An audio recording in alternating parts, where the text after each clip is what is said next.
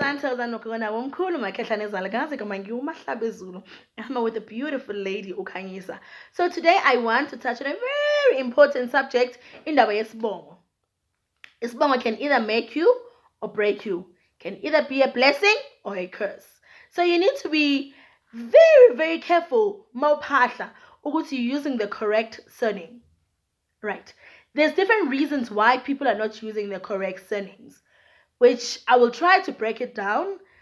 And then izimo ayifani, yes, but I'll touch on the ones that I'm familiar with and the ones that I know. Right. So there's different reasons. Oqala, umntana uthe makezaleka, ubaba wakhona wahlawula ingane. And then they decided ukuthi ngoba sekahlawulile, umntwana must use now isibongo sakababa wakhe. Kanti mele ingane ihlawulwe bese ilotsholwa, then they can use isibongo sakababa wakhona.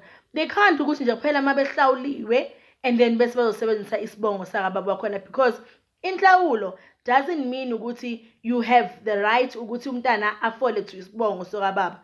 Inhlawulo means ukuthi ugeza ikhaya, ihlazo leli elithe waliyenza wena phakathi komuzi, whereby uthathe ingane yakhona wayimithisa and then ungayishadile. So ugeza amagceke, hayi ukuthi ingane leyo belongs to you, no. If you want to follow procedure, you need to ukuthi uyilobole, uyibike emsamo, uyenzele umsebenzi and all of that. Sinabantu whereby mabekhulile bathi ukhaleleka isibongo, and then umuntu ahambe agijima ye-home affairs ayoshintsha isibongo. Emsamo kungayenziwe izinto that are right. Emsamo angabikiwe ingane. Home affairs means nothing edlozini. It's the same as ingane umakoti nomkhwenyana babe decide ukuthi bayashada, and then umakoti angathelwa ngenyongo. Umakoti leyo is as good as a girlfriend. Akusumakoti. Home affairs knows them, yeah, we acknowledge, but ithonga alikwazi. You need to thelwe ngenyongo to be acknowledged as umakoti. That's why abantu bahamba hambe umuntu athi no ngishadile si right, kanti akathelwa ngenyongo, and then bese ba end up abalwa yena nendoda. Uthole ekhaya akho peace, uthola ekhaya now ama blessings awezi ngendlela. Why? Because lele linye ithonga lithi mawuzobusisa lithi ubani lo wahleli naye? Lo wahleli naye ubani? And then bese liyajika neyibusiso. Abanye thola ukuthi wena uyaphahla.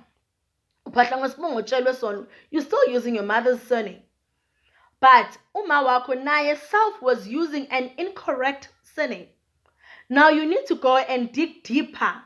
Ukuthi kahle kahle isibongo lesi engisebenzisayo kuze kanjani ukuthi sisebenzise lesibongo.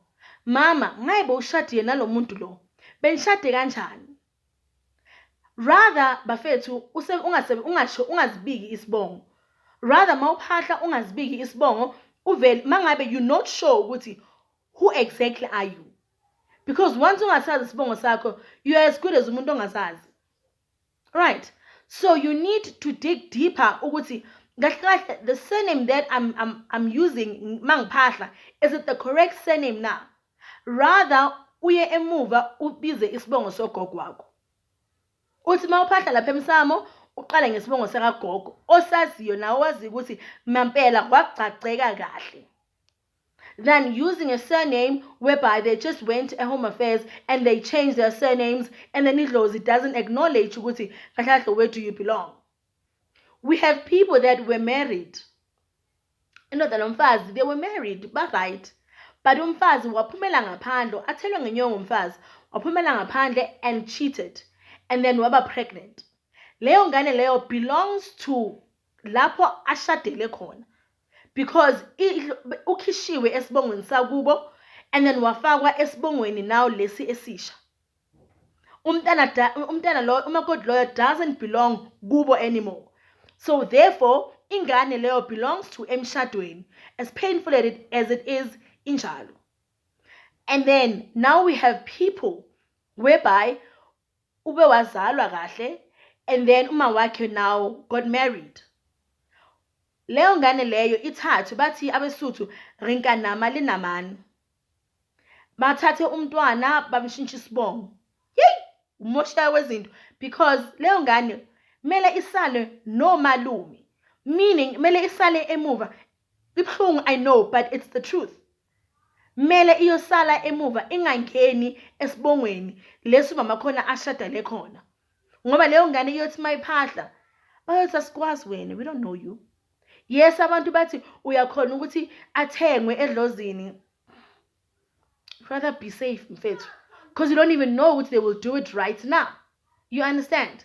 So can we be very, very careful mawuphahla? As I said, rather ungabizi isibongo mawungazazi ukuthi ubani. Rather uvele uthi yimi usibani bani, usho nje kuphela igama lakho. If idlozi can punish you ungabika ngemsamo, don't you think ukuthi they will know who you are? Mawuza kubona uyophahla ubatshela ukuthi angizazi mina. Angizazi.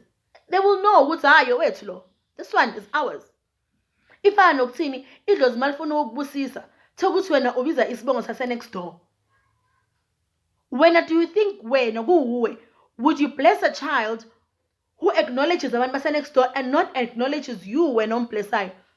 Idlozi now they step back bathatha ibusiso zabo and not give it to you anymore. Others wena ubiza kwesinye isibongo ubiza isibongo and lithi idlozi hayi man ubani lo kasibiza abakwazi, and then they just kick you. Ubona into zakho man ukuthi hayi man ngathi kuzolunga ngizopopa do kuflop. It's because of indaba isemsamo. Once wamoshakalelwa emsamo mntasekhaya, you are nothing. You are nothing. Ngoba uphahlela abantu aba wrong. Try to go and research and find out ukuthi mama nashada kanjani no baba. A home affairs, yes, you can remain as the surname that you're using, but emsamo now mawushintsha uyoshweleza, then ushintshe the way ubiza ngakhona ibongo. The way ubiza ngakhona idlozi lakho, it will change now. Let us try bantwana basekhaya to find out. It's your homework. Engikupha yona, which please bring feedback. Yes, I would love to hear people bring feedback. Ukuthi ngokumahlabezulu mina ngiyenzela into engiyenza. I went and I researched. Abanye guys, very important. Abanye, they were using ibongo zabo right, but amabhunu changed ibongo, and then umuntu ubiza isibongo ses-Afrikaans just because amabhunu they wanted to accommodate themselves.